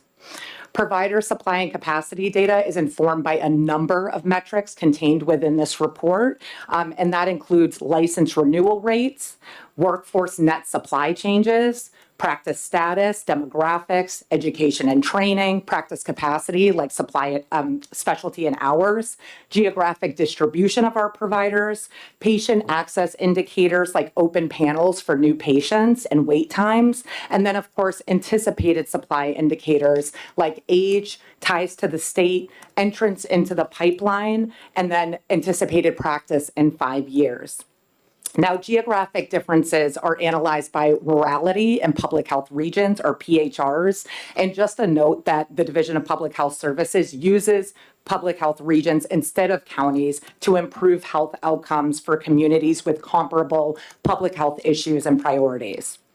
So today, the goal is to share the key takeaways for each discipline, again, medical, behavioral health, and oral health workforces, to highlight some of the more interesting data points, and to provide the conclusions and recommendations to support and strengthen New Hampshire's primary care workforce.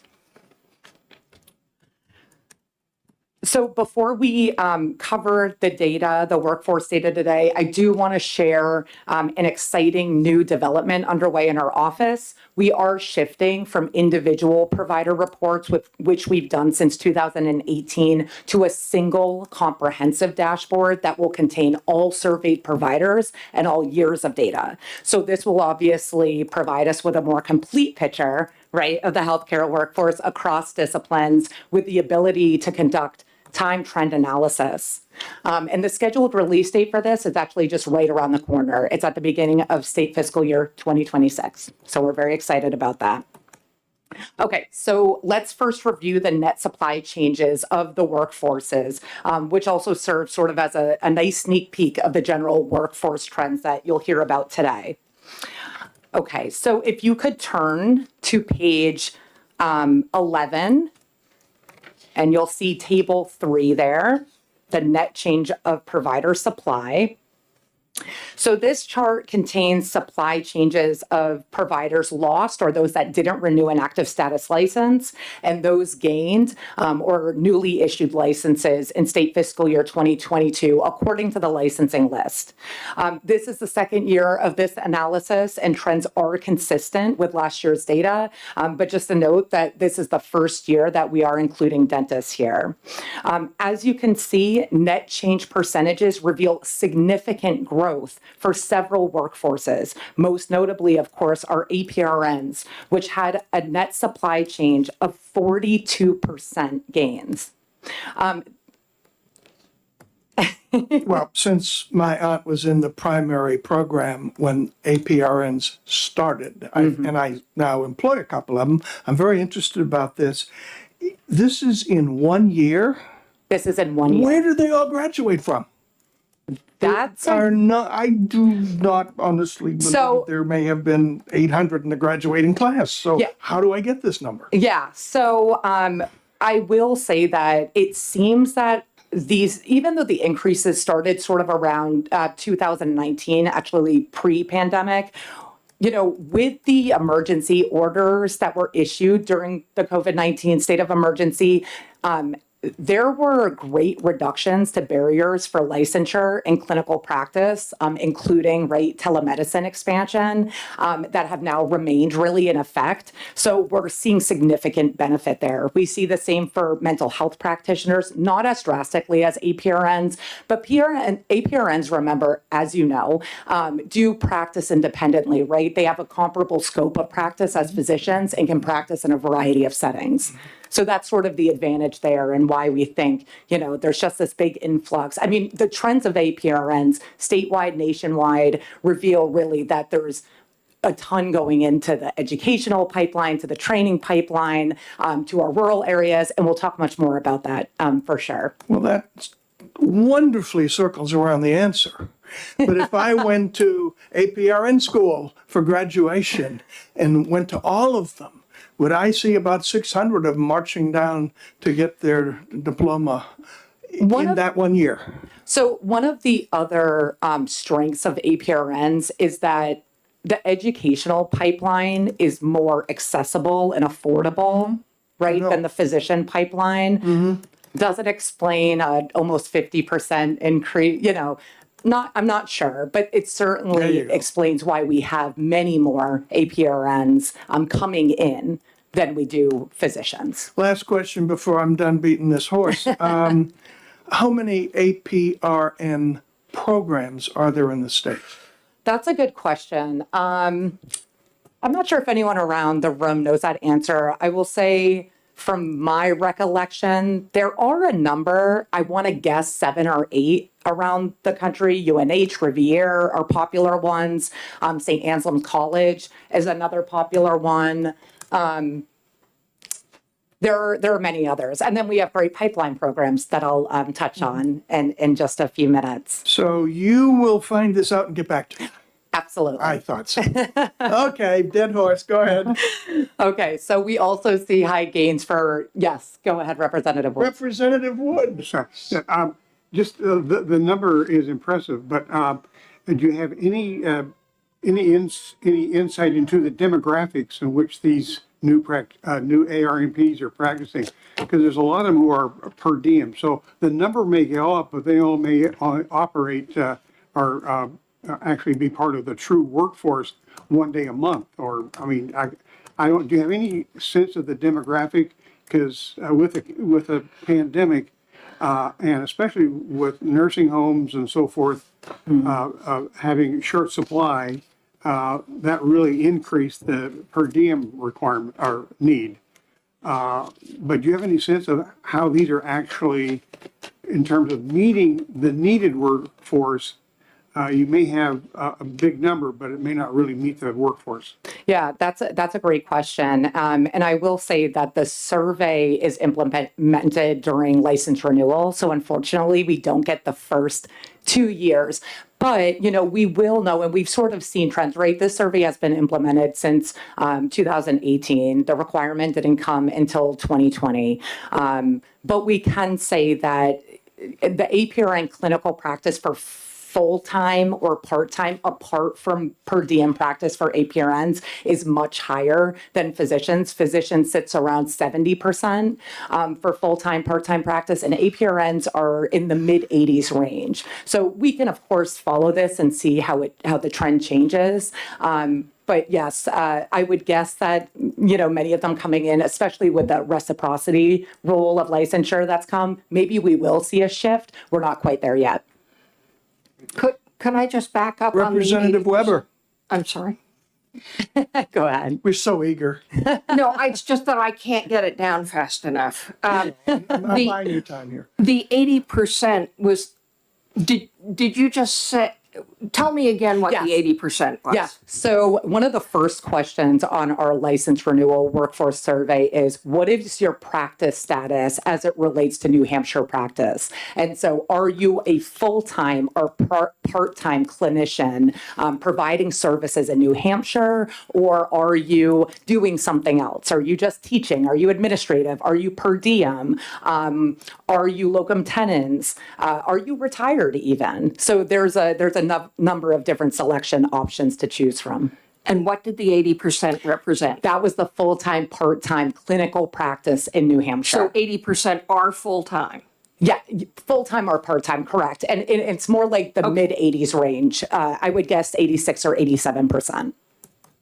It is in the report. I just don't have it in front of me. So yeah. I'll look it up. Thank you very much. You're welcome. Sometimes I lose track. No, 'cause I'm that's not fine. actually Feel very free good to at this. interrupt. That's fine. Okay, so we see moderate gains for alcohol and drug counselors and psychologists, and we see just a small increase for physicians at about 6%. Unfortunately, we do see a concerning decline for dentists where there was a net loss of 8%. Okay. So moving into our analysis of primary care medical providers, that includes physicians, APRNs, and PAs. Thank you. The big takeaway here is that we can anticipate a continued decline in the already struggling primary care physician workforce, especially in rural areas, right? We just saw limited growth in the net supply statistics, but physician anticipated supply indicators also show significant vulnerabilities. I'm going to have you turn to page 17 now and to table 4.5. Okay, so these are the anticipated supply indicators that we collect through the survey. Unlike APRNs and PAs who have a much higher ratio of younger providers to older providers, there are twice as many primary care physicians nearing retirement, or those aged 60 years and older, than under 40. Primary care physicians have very weak ties to the state compared to APRNs and PAs, with only about a quarter having lived or worked in New Hampshire prior to receiving their license. There are very few entrants into the primary care physician pipeline, and this is indicated by just 16% of the workforce with less than 5 years of practice in New Hampshire. Where are the family practice residencies programs in New Hampshire? So the new ones we have, so of course there's Dartmouth, right? Both in Lebanon and then in Concord. We also have the Portsmouth Regional Residency. We have the COAS Health Teaching Health Center that's under development in Berlin. Out of what hospital, what school? Medical school? UNE? I know UNE's trying to get in here. Oh, yes, yeah, I do So think, UNE has stood something up in COAS? yes, in New Good. Hampshire. Oh, good. Standing it up, under development, yeah. Okay. They're hoping for continued support there. And that would be it for And residencies? no, and then we have, of course, the one Cheshire's in Keene. At the big hospital in Keene? That's associated with Dartmouth, Okay, And it is called Cheshire, good. right? but it is under Dartmouth Medical. Thank you. You're welcome. So most concerning here, though, for anticipated supply indicators is that 15% of primary care physicians anticipate no clinical practice in the state in 5 years. Yeah, I know.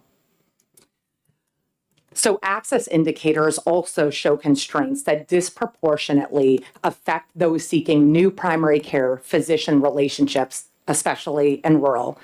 If you could turn to table 4.6 on page 18.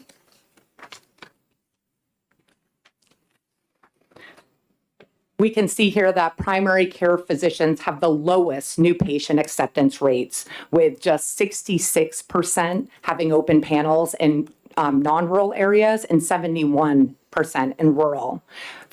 Primary care physicians have the longest new patient and established patient wait times, with about a 3-week wait for new patients to see rural physicians.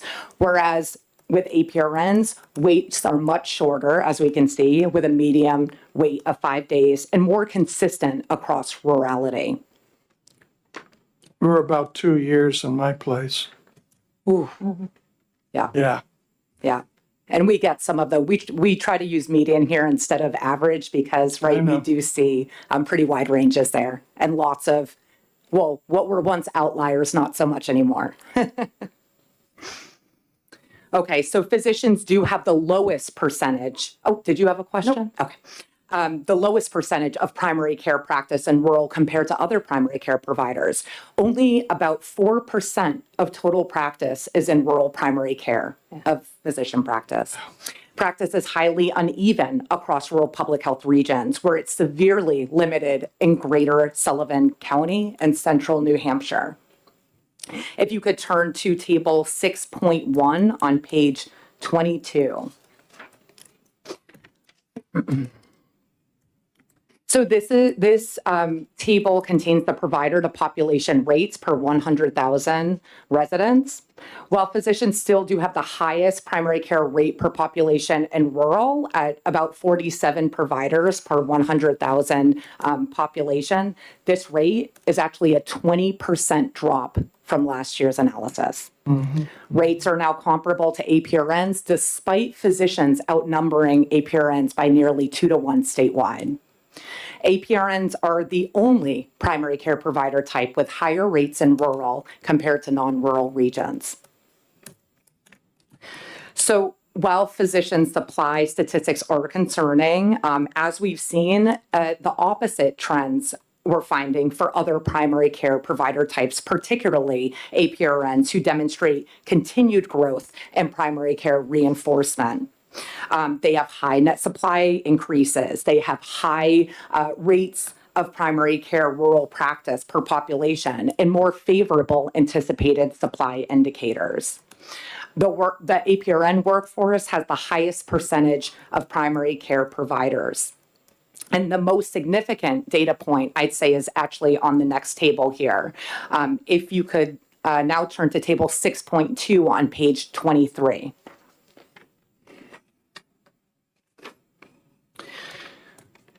So here we have the provider to population rates per 100,000 population across public health regions.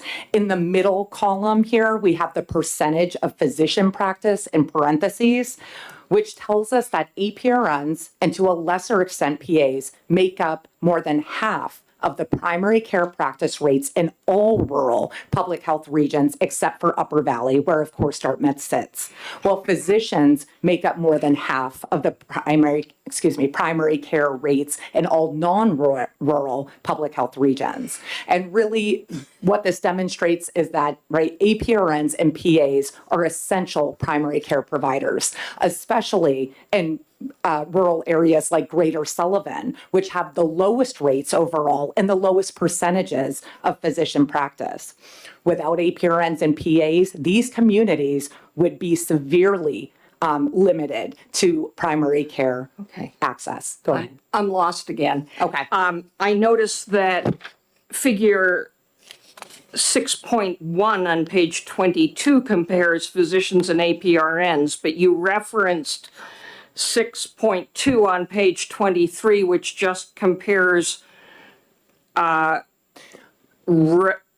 yeah, I'm sorry. So let me clarify. I'm really lost. Yeah, so what we do for overall state and then regions by rurality. So the first 6.1, the table 6.1, right? We see the state rate individually for physicians, APRNs, and PAs. Then we see the rural rate and the non-rural. The difference between that and then the table on table 6.2, excuse me, is that this is the combined primary care provider rate. Gotcha. Yeah, sorry about that. I should have mentioned Because that. I was looking for how all those things were different and I didn't see it. Right, understandable. Thank you. You're welcome. Do you mean percentage physicians in the top of the middle column or percentage PCPs? Primary care physician. So those, yeah, so the percent, and this is really, That can be used for primary care providers and can loop in some others. So- I just want to see what your definition of your term is. yeah, so the first rate, not in parentheses, is, the first number, excuse me, is the rate Of, it's actually the primary care FTE do you mean providers. MDs and DOs, or do you mean wider? Wider, APRNs and PAs So it's not a also. physician then, it's a nurse practitioner. They're two numbers. Yeah. And it's confusing because the heading on the column is vertical, but they're side by side below. So the Right. first number in each of those pairs is the rate per 100,000 population, and that's the combined rate. That's right. And the second one is what percentage of the combined rate are physicians? That's Is that correct. But I'm still trying to nail down what is the combination that makes it a combined rate. Do you see where I'm saying I this is do. percentage physician? Do you mean doctors? Oh, for physicians, of course, yes, MDs and DOs, yes. Which is different from a provider. But this includes the APRNs and everything. The combined rate is physicians, APRNs, and PAs. What's in the parentheses is the percentage of physician-specific practice. Okay. Yeah, Thank you. you're welcome. Just pretend it's a separate column. All right, I will. Thank you, Doctor. Representative Dry. Hi. Thank you, Mr. Chairman. So I live in Sullivan County, so you've got my attention. Because we always think of ourselves as part of the Upper Valley. Okay. But the Upper Valley's at the top and Greater Sullivan County is at the bottom. So are you saying that the southern half of Yeah. Sullivan County is what brings that down? Because the population's about the same in those two groups. Right, exactly. And that's sort of the difference between, using the public health regions as compared to the counties, where, again, it's really about the communities that have those more similar public health priorities and issues. Moving forward, we realize that Upper Valley does skew many of these statistics, especially for rural practice and need. And we're considering sort of pulling them apart, doing two analyses where we pull Upper Valley out to really be able to, examine what the supply and access looks like without, Upper Valley really pushing those rates up. Okay, follow up? Follow up. So what's the hope for the bottom half of Sullivan County if we're not if that's the difference between the northern part and the southern part in the county, since we do things by county? Well, for public health intervention, and perhaps our division interim director or deputy director could speak better to this, but it's sort of about the public health interventions that are put right. So it depends what we are talking about. But for public health, this was sort of designed to be more strategic about those targeted interventions and needs there. Do you want to say more about it, Whitney?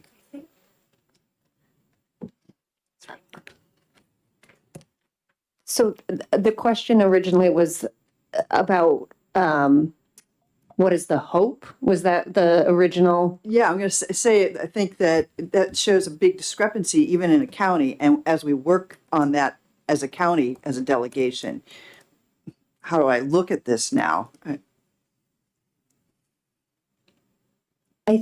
I'm trying to think this one through because we do use public health regions in our analysis as opposed to county, but I think that moving forward, we can explore using different geographies that would be meaningful so again, like this is work that is done through the Division of Public Health Services. And so we use that geographic framework that, we've established, but I think it raises an interesting question about, other ways to parse out the data moving forward.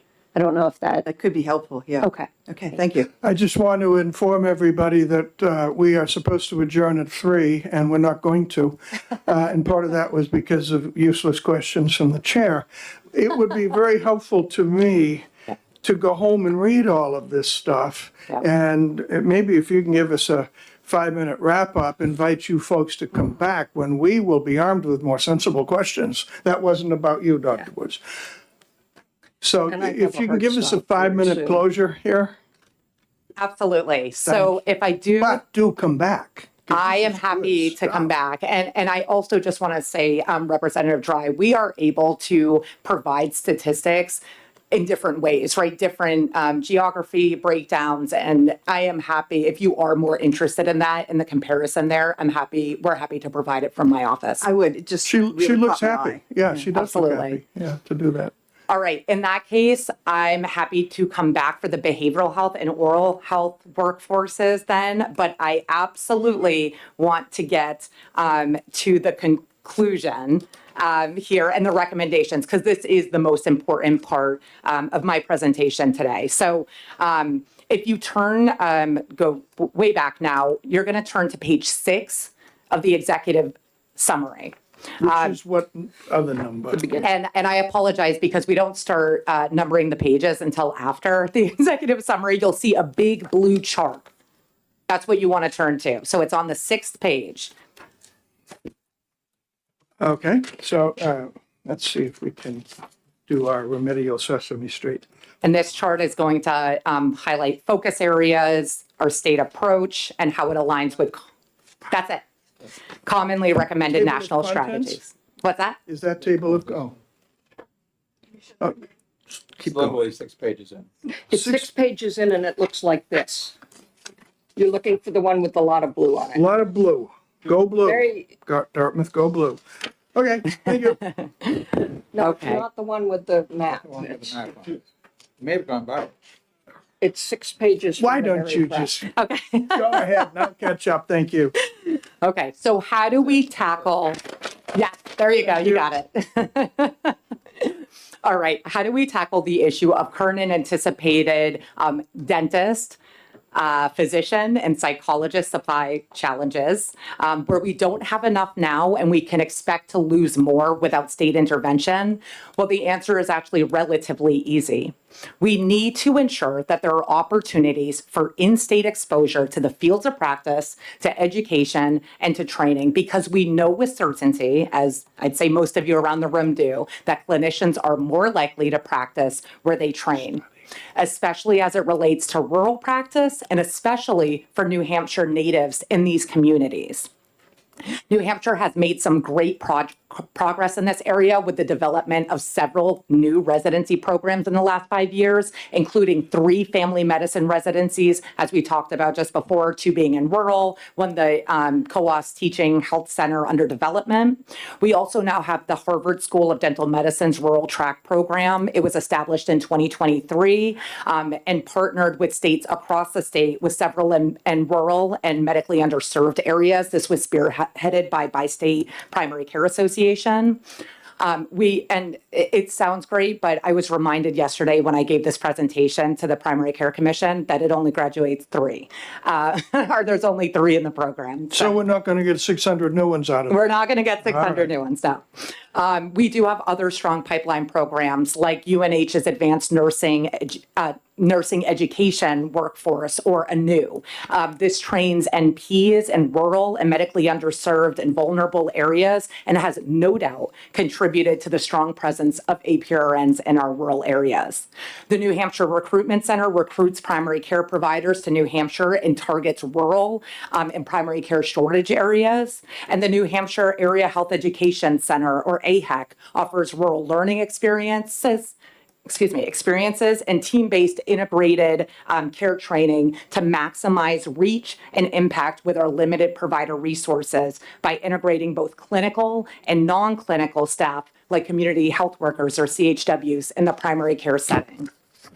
The State Loan Repayment Program, or SLRP, a workforce program administered by our office, Rural Health and Primary Care, is another really effective recruitment tool that brings providers to areas without an adequate supply of primary care providers. But these pipeline programs are operating with limited and often insufficient funding. Following the commonly recommended national strategy of investing in these effective evidence-based programs will strengthen our primary care workforces and improve access to care. Additionally, cross-state collaboration through interstate licensure, like the SIPAC that's currently being implemented by the Office of Professional Licensure and Certification, will help to expand New Hampshire's healthcare workforce access to care, especially for behavioral health. But without these innovative strategies and investing in these models that we've already established in New Hampshire, our vulnerable provider workforces and healthcare systems will become even more strained. And it's really, our communities that have the most to lose here. So before I end, I want to leave you with this testimonial submitted to the State Loan Repayment Program just days ago, actually, it was perfect timing, on an end-of-year survey on how to strengthen workforce in our state. This provider has over $320,000 of dental school loan debt. And they said, continue to support and advocate for policy that supports dentists working in public health in rural communities in New Hampshire. In the North Country, there's a large access to care issue, and my dental office is one of the only options for low-income patients for many miles. Recruitment of dentists to work in this area and in a public health setting has always been difficult, but especially now due to uncertainty of funding for programs like SLRP. The SLRP program is a fantastic resource for me because I have a strong desire to work in public health. With ever-increasing education costs and loan interest rates, it is essential that funding for this program continue in order for our healthcare jobs in rural and low-income areas to remain attractive options for providers when compared to higher-paying options in private practices and large metropolitan areas. And with that, I will end my presentation. Are there any additional questions? We will take these home and read them during the Celtics playoff game tonight and come back to you. And do you have a card? I do. I will distribute. Wow, you have broken the string. There has been a very disappointing string of what's a card? I did, because every year I hear you ask for the business card, and I said, I'm not going to let them down this time. Thank you. All right. And the reason I asked, not only am I not interested, but we have this wonderful, handy, big card from Attorney John Williams, and your name is not on this. It could be an old card. It is an old card. This card is an old card and soon to be revised. Okay. Wow, I could use a new card, but I could use one of your own. personal, private card coming up front to give them a round. And with that, everybody, we are adjourned and we'll see you on May 16th.